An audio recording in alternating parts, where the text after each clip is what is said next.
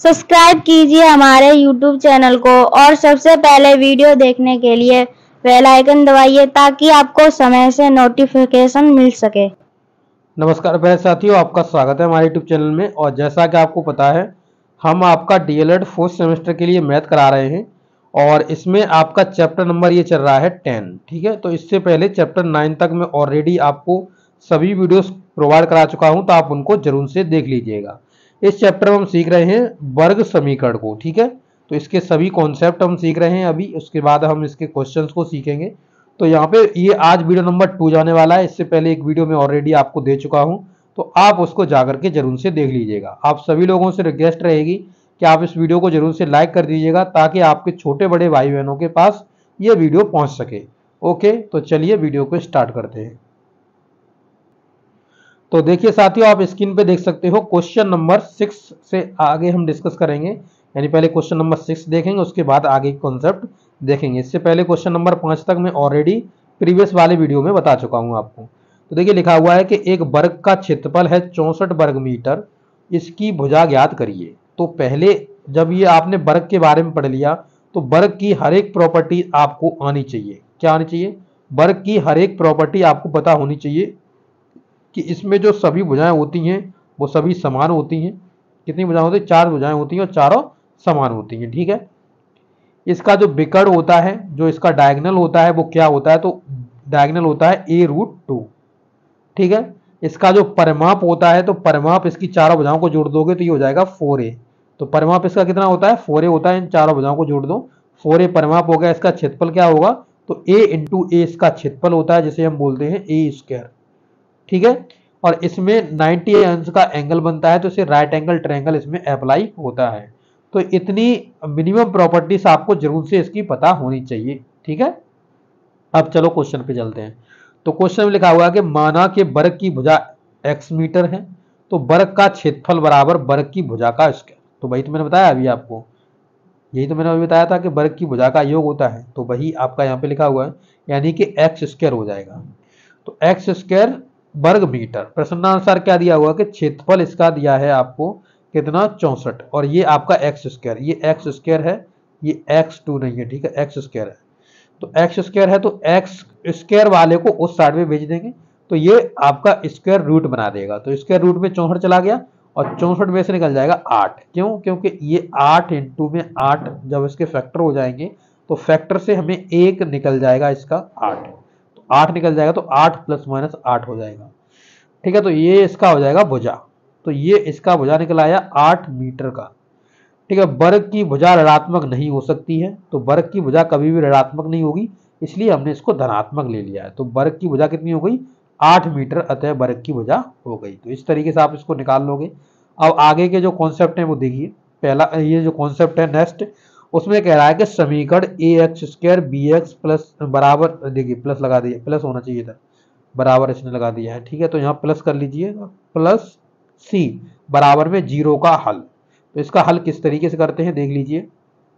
लिखा हुआ है, इस प्रकार के समीकरण को हल करने के लिए ऐसी दो संख्याएं ज्ञात करते हैं जिनका योग, ऐसी दो संख्या ज्ञात करते हैं जिनका योग त्रिपद के मध्य के बराबर तथा गुणनफल के तीसरे और पहले पद के बराबर हो। ठीक है, अब देखिए यहाँ पे लिखा हुआ x बराबर अल्फा प्रतिस्थापित करने पर अल्फा एक वास्तविक संख्या है। द्विघाती समीकरण ax² + bx + c का मान 0 हो जाता है। तो वास्तविक संख्या अल्फा को बहुपद का शून्यक भी कहते हैं। तो यहाँ पे देख लीजिएगा, इसका जो मैंने अभी आपको गुणनखंड करना बताया था, तो ये इसी फॉर्मेट में लिखा होता है। आप देख सकते हो, यहाँ पे भी देखोगे तो ये भी लिखा हुआ है ax²।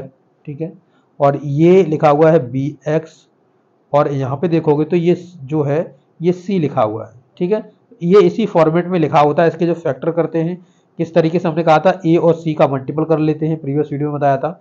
फिर उसके फैक्टर करते हैं। फैक्टर यहाँ पे मल्टीपल करने पे प्लस के होने चाहिए, और यहाँ जो जोड़ने के बाद यहाँ पे प्लस के होने चाहिए।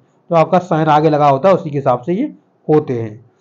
तो देखिए, ये आप एग्जाम्पल देख लीजिए और अच्छी से क्लियर हो जाएगा, कोई भी आपको प्रॉब्लम नहीं होगी। देखिए लिखा हुआ है, क्या लिखा है देखिए, लिखा हुआ है x² प्लस का 9x प्लस का 20। तो इसमें हमें 20 के फैक्टर करने हैं, तो 20 के फैक्टर हम कर लेते हैं। तो देखिए 2 से इसे काटेंगे तो ये 10 बार कट जाएगा, फिर 2 से काटेंगे तो इसे ये 5 बार कट जाएगा, और 5 से काटेंगे तो ये 1 बार कट जाएगा। यानी अब देखिए कह रहा है कि जब हम मल्टीपल करें तो हमारे पास प्लस का 20 आए। देखिए प्लस का 20 क्योंकि यहाँ पे ये प्लस लगा हुआ है, तो प्लस का 20 आए मल्टीपल करने पे, और जोड़ने पे आए हमारा प्लस का 9। प्लस का कितना आए? 9 आए।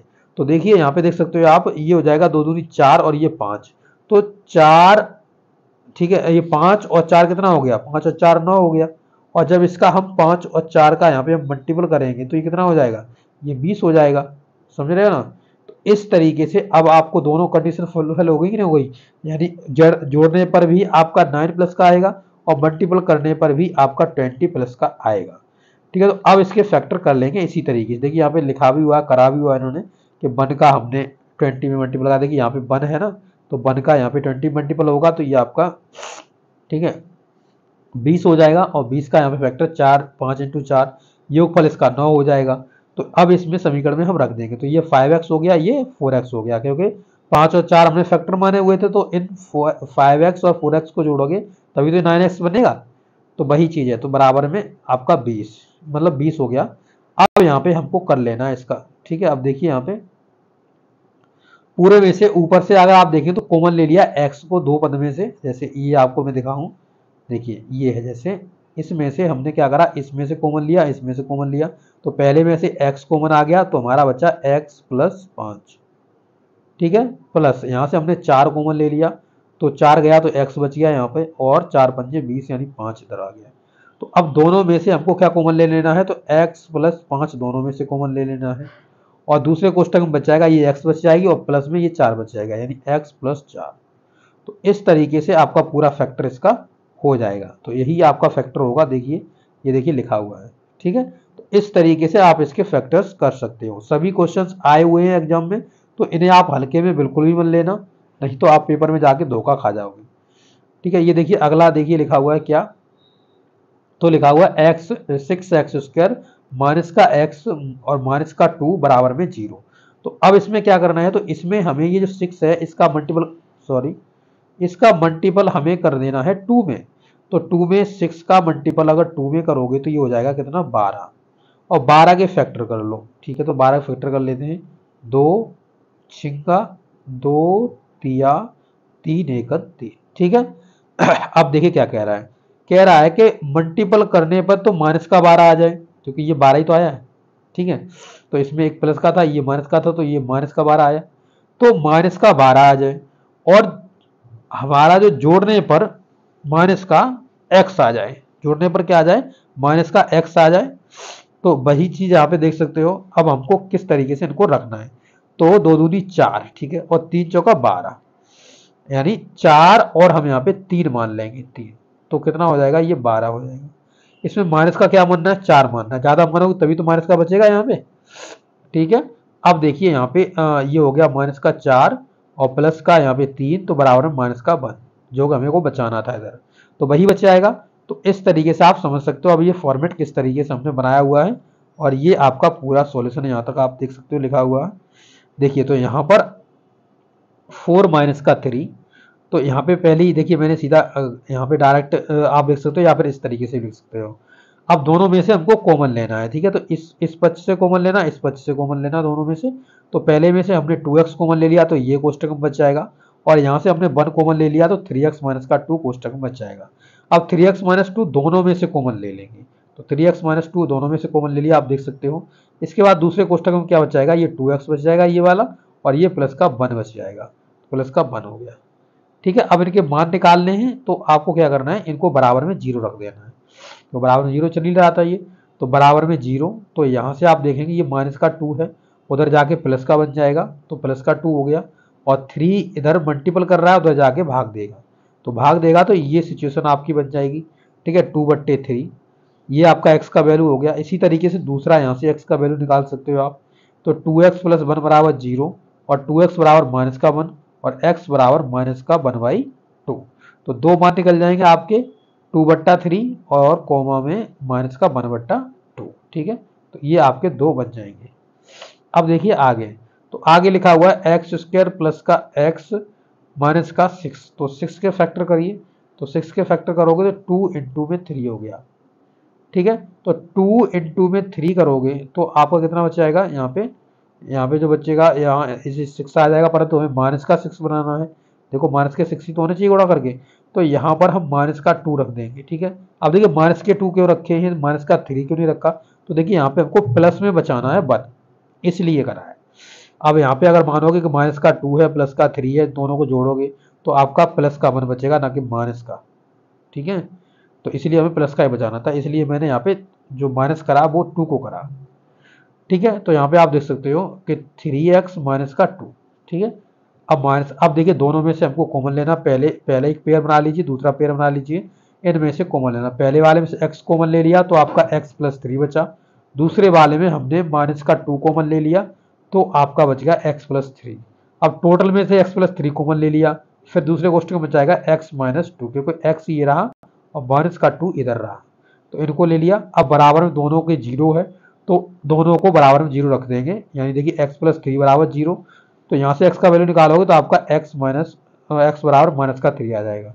यहाँ x माइनस 2 है बराबर 0 है तो x बराबर प्लस का 2 आ जाएगा। तो ये दोनों आपके आंसर आ चुके हैं, आप इनको देख सकते हो, आपका x बराबर में 2 और x बराबर माइनस का 3, तो ये दोनों आपके आंसर आ चुके हैं। इस तरीके से आप इनके सॉल्यूशन कर सकते हो, ठीक है। क्वेश्चन नंबर देखते हैं 4। तो क्वेश्चन नंबर 4 में क्या कहा हुआ है, तो आप देख सकते हो क्वेश्चन नंबर 4 में एक आपको ये समीकरण दिया हुआ है जिसे उल्टा सीधा लिख दिया इन्होंने। अब इसे हम सही से कर लेंगे, यानी सबसे बड़ी घात वाला पहले लिखेंगे, फिर उससे छोटी घात वाला, फिर बिना घात वाला।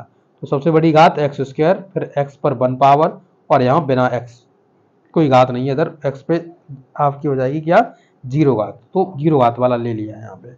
अब इसके फैक्टर कर लेते हो, 30 के फैक्टर कर लीजिए, 30 के फैक्टर कर लोगे तो ये आपका कट जाएगा 2, ये 15 हो जाएगा, फिर इसे 3 से काट दोगे तो ये आपका 5 हो जाएगा, और वहाँ से इसे काट दोगे तो ये हो जाएगा, ठीक है। तो ये हो जाएगा 5 या 15, 15 में से 2 गया तो 13 बच जाएगा। तो वही देखिए यहाँ पे करा हुआ है, तो इस तरीके से आप इसको करेंगे। तो अब देखिए यहाँ पे ये 15 माइनस 2 एक्स माइनस का 30, तो यहाँ पे इसका अब क्या करना है, मल्टीपल एक्स का कर दिया, ये यहाँ तक आ गए हम लोग। अब यहाँ पर देखिए क्या करना है, यहाँ पे पहले वाले में से x कॉमन ले लेना है, दूसरे वाले में से भी आपको 2 कॉमन लेना है। तो x कॉमन ले लिया तो x प्लस 15, और माइनस का यहाँ से 2 कॉमन ले लिया तो x प्लस 15 बराबर 0। तो एक कोष्टक में बन जाएगा x माइनस 2, और एक कोष्टक में बन जाएगा आपका कितना, x प्लस 15 बराबर में 0।